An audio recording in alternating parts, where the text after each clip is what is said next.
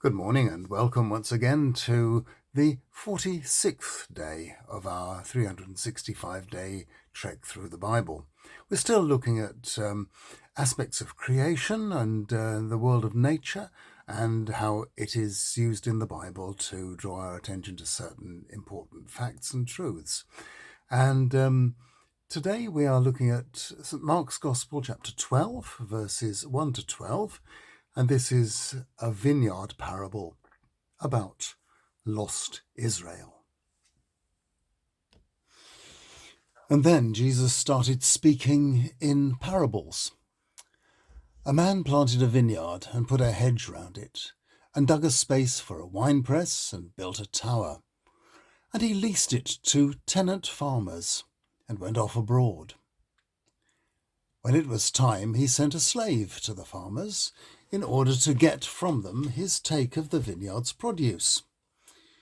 And they held him down, and they beat him up, and sent him away with nothing. So then he sent another slave to them, and this one they wounded in the head, and they insulted him. So he sent another one whom they killed, and he sent many others. Some they beat up, others they killed. He only had one left now, the son he dearly loved. He was the last one he sent to them, saying, "They will listen to my son."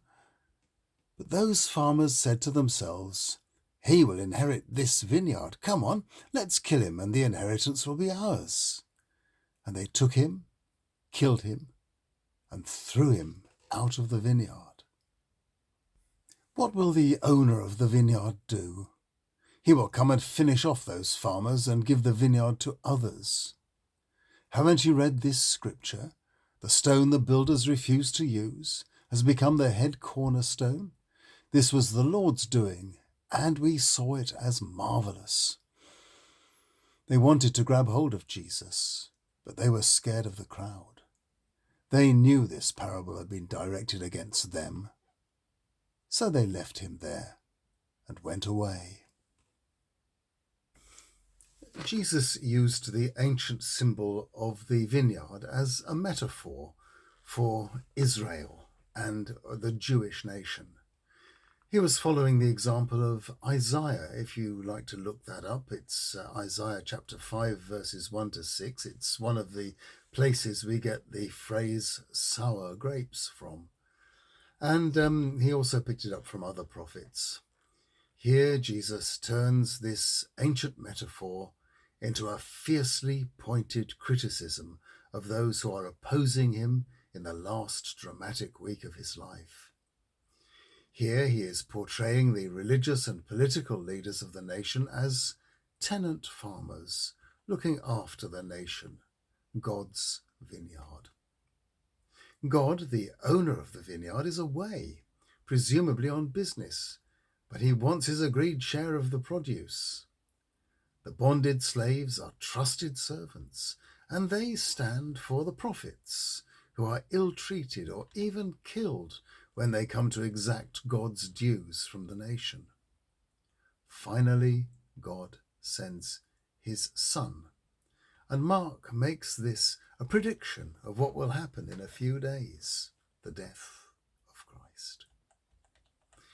It is entirely probable that Jesus told a story like this, and it has been only slightly tweaked by the evangelist in the light of his subsequent knowledge of what happened on Good Friday and Easter Sunday.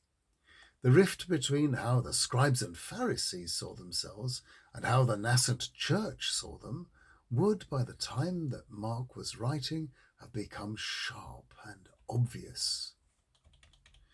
The church saw itself as having supplanted the old leaders, whose nation was now in ruins. The new Israel was, in their eyes, the church, led by the apostles. Now, this kind of judgment can be meted out on political and religious leaders down through the ages, and it is natural that unworthy leaders should be challenged in this way. When the Reformation came, it didn't settle everything, but regarded itself as always reforming. which is only right, as the Spirit continues to lead us into all truth. Now, tomorrow, as promised, we return to that fig tree we saw yesterday. This time we will look at Luke's take on the ailing tree and what it means. See you then.